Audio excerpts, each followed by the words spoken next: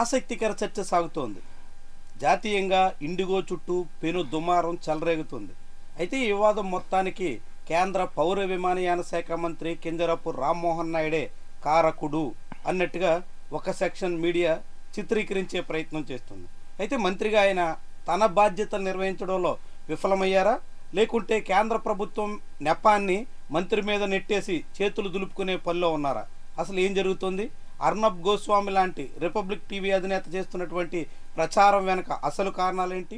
ఈ విషయాల మీద మనతో మాట్లాడడానికి సీనియర్ అనలిస్ట్ నగేష్ మూర్తి మనతో ఉన్నారు. నమస్కారం నగేష్ గారు. నమస్తే శంకర్ గారు. నగేష్ గారు, ఇప్పుడు మీరు చూస్తున్నారు ఇండిగో వివాదం, దాని చుట్టూ మీడియాలో సాగుతున్న రచ్చ, ముఖ్యంగా రిపబ్లిక్ టీవీలో తెలుగుదేశం పార్టీ నాయకుల్ని, వాళ్ళ అధికార ప్రతినిధుల్ని, మంత్రి రామ్మోహన్ నాయుడిని, వీళ్ళందరి చుట్టూ చెలరేగుతున్నటువంటి దుమారం ఏంటంటారు? దీని వెనక కారణాలు అంటే వివాదం, దాని కారణాలు వేరు.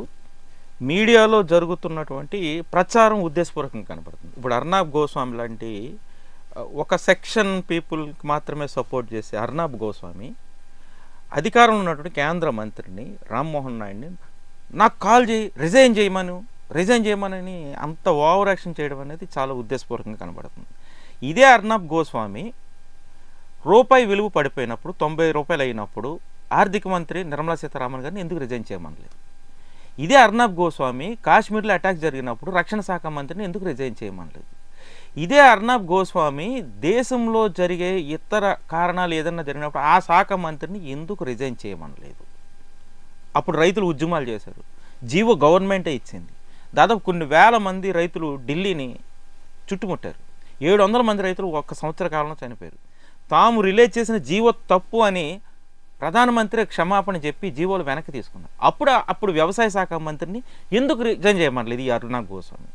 ఇప్పుడే రామ్మోహన్ నాయుడిని ఎందుకు చేయమన్నాడు? అంటే సౌత్ ఇండియన్ అంటే అంత లోకువా? ఒక మంత్రి నిర్ణయం తీసుకోగలడా? ఈ కేంద్రంలో బలమైనటువంటి ప్రధానమంత్రి ఉన్నప్పుడు ఏ చిన్న నిర్ణయం అయినా సరే ఒక మంత్రి డెసిషన్ తీసుకోగలడా? ఆ మంత్రి నిర్ణయం మీద ఇప్పుడు ఎయిర్వేస్కి సంబంధించినటువంటి నిర్ణయం జరిగిందా? మొత్తం క్యాబినెట్ కదా బాధ్యత వహించాల్సింది. రిజైన్ చేయమనవలసింది ప్రధానమంత్రిని కదా. అంటే అర్నాబ్ గోస్వామికి తెలుగు వాళ్ళన్నా, ఆంధ్ర వాళ్ళన్నా, సౌత్ ఇండియన్స్ అన్నా లోకువ. ఆ లోకువతోనే ఒక కేంద్ర మంత్రిని పట్టుకుని ఒక మీడియా ప్రతినిధి నాకు ఫోన్ చేయమను, నాకు కాల్ చేయమను, రిజైన్ చేయమను. ఏంది ఇది? ఇంత వరస్ట్ రిపోర్టింగ్ నేను ఇప్పటివరకు చూడలేదు. 30 ఏళ్ళ జర్నలిజం కెరీర్లో ఇంత వరస్ట్గా రిపోర్ట్ చేస్తూ ఉన్నారు. జర్నలిస్టులు కూడా ఇంత హేయంగా మారితే ఎలాగా? ఇంత వివక్ష చూపిస్తే ఎట్లాగా? అంటే రామ్మోహన్ నాయుడు మన ప్రాంతానికి చెందినవాడేనా ఏంటి? అతను కాల్ చేయాలి? అతను కేంద్ర మంత్రి ఏమనుకుంటున్నారు? దీనికి కారణాలు వేరు ఉన్నాయి. అంటే రామ్మోహన్ నాయుడు ఒక మంత్రిని, కేంద్ర మంత్రిని మీడియా ప్రశ్నించకూడదంటారా? ప్రశ్నించండి, అందరినీ ప్రశ్నించాలి. మీడియా అన్న తర్వాత ప్రశ్నించాలి, కానీ ఆ ప్రశ్న అందరికీ సమానంగా ఉండాలి. ఒక ప్రశ్న వేసేటప్పుడు అందరినీ నువ్వు అధికార పక్షాన్ని ఏ స్థాయిలో ప్రశ్నిస్తావో ప్రతిపక్షాన్ని కూడా అదే స్థాయిలో ప్రశ్నించు. నేను ఇదే చెప్పాను, ఇప్పుడు మీకు అదే చెప్పాను. ఇప్పుడు రామ్మోహన్ నాయుడిని ప్రశ్నించే అర్నాబ్ గోస్వామి లాంటి నోరులు మిగిలిన మంత్రులు ఎందుకు? నిర్మలా సీతారామన్ని 90 రూపాయలు అయితే డాలర్కి వాల్యూ రూపాయి పడిపోతే ఎందుకు ప్రశ్నించలేదు? ఎందుకు రిజైన్ చేయమనలేదు? అప్పుడు మీకు నోరు పగలలేదా? నోరు మూతపడిపోయిందా? అప్పుడు గొప్పగా కనిపించిందా? అది తప్పని, అది రైట్ అని చెప్తున్న వాళ్ళని కూడా మీరు అప్రిషియేట్ చేస్తున్నారే. రూపాయి పతనం అయితే అది గొప్ప అని చెప్తున్నటువంటి వారిని నిర్మలా సీతారామన్ పొగుడుతున్నారే. మరి సమస్య ఇక్కడ వరకు వస్తుందని, ఈ రీతిలో జనం ఇబ్బంది పడాల్సి వస్తుందని ఊహించి సమస్య పరిష్కారాన్ని కృషి చేయాల్సిన బాధ్యత రామ్మోహన్ నాయుడు మీద లేదా? అంటే ఒక రామ్మోహన్ నాయుడు మీదే ఉందంటారా శంకర్ గారు? ఆ సంబంధిత శాఖ మంత్రిగా ఆయన బాధ్యత ఎంత అంటారు? అసలు ఈ కేంద్రంలో కానీ ఈ రాష్ట్రాల్లో కానీ ఒక ముఖ్యమంత్రి, ఒక ప్రధానమంత్రి బలంగా ఉన్నారు. వాళ్ళ నిర్ణయం మీద ప్రతిదీ జరుగుతుంది. ఒక శాఖకు సంబంధించినటువంటి కేంద్ర మంత్రి కేవలం ఎగ్జిక్యూటివ్లా పనిచేసే పరిస్థితులు ఉన్నాయి. ఇప్పుడు బాధ్యత వహించాలంటే ఖచ్చితంగా వహించాలి. అయితే ఈ నిర్ణయం ఎందుకు, ఈ ప్రాబ్లం ఎందుకు వచ్చింది? అసలు మూలం ఏంటి? ఇప్పుడు ఇండిగోకి వచ్చినటువంటి సమస్య ఏంటి? కేంద్ర ప్రభుత్వం ఒక జీవో ఇవ్వడం వల్ల ఆ జీవోలో మొదలైనటువంటి సమస్య. ఆ జీవోని ఎవరిచ్చారు? ఎయిర్వేస్ మంత్రి ఇచ్చాడా? మొత్తం క్యాబినెట్ ఇచ్చింది. క్యాబినెట్లో దాన్ని ఆమోదించాలి కదండి. ఒక జీవోని కేంద్ర మంత్రి, సెక్రటరీలు అందరూ కలిపి పెట్టినప్పుడు, దాన్ని క్యాబినెట్లో పెట్టినప్పుడు క్యాబినెట్ మొత్తం ఆమోదిస్తుంది. సమస్య వచ్చినప్పుడు పరిష్కారం ఏంటనేది కేంద్ర మంత్రి ఇనిషియేటివ్ తీసుకుంటాడు. కానీ ఇప్పుడు కేంద్రంలో ఒక మంత్రి డైరెక్ట్గా డెసిషన్ తీసుకున్న పరిస్థితులు ప్రధానమంత్రి మోడీ గారు ఆ నేతృత్వంలో ఉందా? మీరు వాస్తవాలు మాట్లాడండి. ఇప్పుడు మంత్రి బాధ్యత వహించాలంటే మరి వెనకాల ఉన్న క్యాబినెట్ ఏం చేస్తుంది, ప్రధానమంత్రి ఏం చేస్తున్నారు? మంత్రులు డమ్మీ అని చెప్పదలుచుకున్నారా మీరు? ఖచ్చితంగా మంత్రులు అందరూ డమ్మీనే, నో డౌట్ ఎట్ ఆల్. ఇప్పుడు ఆంధ్రప్రదేశ్లో కానీ కొన్ని రాష్ట్రాల్లో కానీ కేంద్రంలో కానీ మంత్రులందరూ పవర్ఫుల్లా? ఒక 4-5 మాత్రమే. ఒక 4-5 పవర్ఫుల్గా ఉంటారు. ఆ 4-5లో అన్ని శాఖల్ని సకల శాఖల్ని వాళ్ళే నిర్వహిస్తున్నారు. అలాంటి డెమోక్రసీ ఉంది. ఇప్పుడు ఇండిగో సమస్యకి మూల కారణం ఏంటి? మొత్తం కేంద్ర ప్రభుత్వం బాధ్యత వహించాలా? ఒక ఎయిర్వేస్ మినిస్టర్ ఒక్కడే బాధ్యత వహించాలా? ఆ జీవోని ఆమోదించిన క్యాబినెట్ మొత్తం బాధ్యత వహించాలి. దీనికి ఆల్టర్నేటివ్ చేయాలి. ఆల్టర్నేటివ్ చేయలేకపోవడానికి కారణం ఏంటి? ఆల్రెడీ కేంద్రంలో ఉన్నటువంటి ఒక డిపార్ట్మెంట్ని విమానయాన శాఖని ప్రైవేటులకు అమ్మేసింది, ఎయిర్ ఇండియాని. ఇప్పుడు అదే ఎయిర్ ఇండియా ఉంటే మొత్తం గవర్నమెంట్ మొత్తం విమానాలు హైర్ చేసుకుని వీళ్ళందరికీ స్పెషలిటైజ్ చేసేది కదా. ఒక ప్రభుత్వ సంస్థ ప్రైవేటు సంస్థగా మారితే వచ్చే నష్టం ఏంటో ఇప్పుడు మనం అర్థం చేసుకోవాలి. నెంబర్ 1. నెంబర్ 2, ఒక డిపార్ట్మెంట్లో అంటే ఒక సెక్షన్ ఒక సెక్షన్కి సంబంధించి ఒకరికే మోనోపలి ప్రైవేటు సంస్థకి ఇస్తే వస్తున్న నష్టం ఏంటో ఇప్పుడు మనం అర్థం చేసుకోవాలి. ఇప్పుడు ఇండిగో సంస్థ 31% ఉండేది ఈ గవర్నమెంట్ వచ్చేసరికి, అంటే 10 ఏళ్ల క్రితం. ఇప్పుడు 61% పైన వెళ్ళిపోయింది.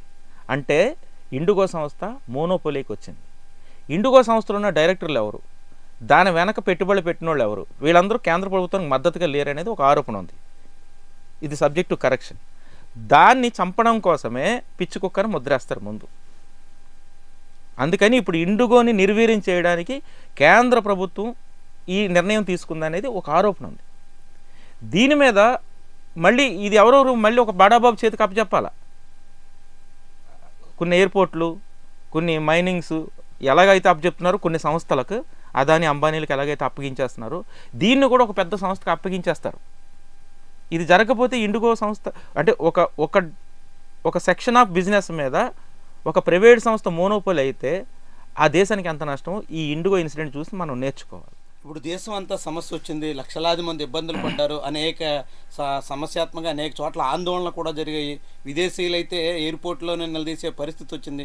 ఇలాంటి ఒక కేంద్ర ప్రభుత్వానికి ఒక పెద్ద మచ్చలాంటి ఈ పరిస్థితి నుంచి మొత్తం బీజేపీ నాయకత్వం తప్పించుకోవడంలో భాగంగా తెలుగుదేశం పార్టీ మంత్రి మీద, మీరన్నట్టు సౌత్ ఇండియన్ మినిస్టర్ మీద తోసేసే ప్రయత్నంలో భాగంగానే మీడియా ఇలాంటి ప్రచారాన్ని అందుకుందని మీరు భావిస్తున్నారా? అది నిజం, భావించడం ఏం లేదు, ఇది నిజం.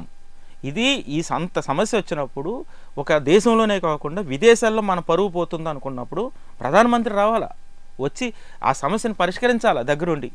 అవసరమైతే విదేశాల నుంచి ఈ దేశంలో ఉన్న విమానయాన సంస్థలన్నింటినీ కూడా రిక్వెస్ట్ చేసి విమానాలన్నీ తీసుకొచ్చి దింపి పంపించాలి అందరినీ, ప్రయాణికుల్ని.